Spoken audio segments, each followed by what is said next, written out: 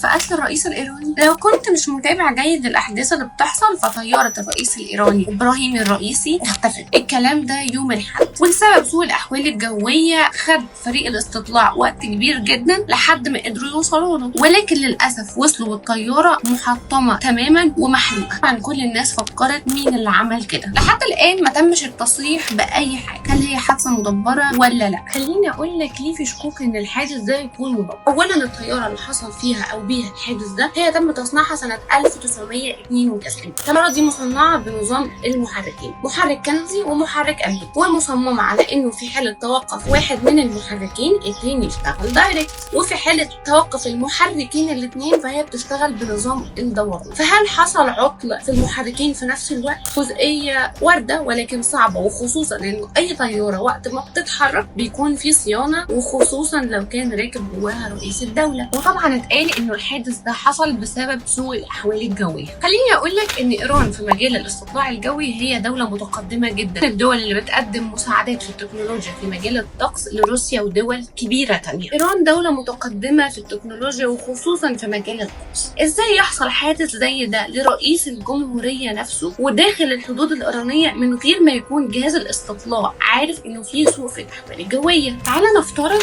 إنه حصل عجز في جهاز الاستطلاع الإيراني إنه يقول ويعرف إنه في سوء في الأحوال الجوية، هنمشيها عادي يعني. لكن برضو أمريكا هي المتهم الأول في اللي حصل، وهقول لك ليه، ودي من وجهة نظر إيرانية. أمريكا فرض عقوبات كبيرة جدا على إيران إنها تطور الجهاز الجوي بتاعها، وده من 1979. وأي دولة إيران بتعمل معاها تعاقد تقدر تستورد أو تاخد منها طيارات، أمريكا بتطلع في النص وبتبوظ الاتفاقيات دي. وحصل في السنين اللي فاتت حوادث طيران غريبة جدا داخل إيران والشخصيات مهمة جدا، وممكن اللي حصل ده يكون بسبب ضعف وتهالك النظام الجوي الإيراني. كلها سيناريوهات واردة يعني، زي ما قلت لك كلها سيناريوهات محتمل. انت قول لي شايف ايه الاقرب،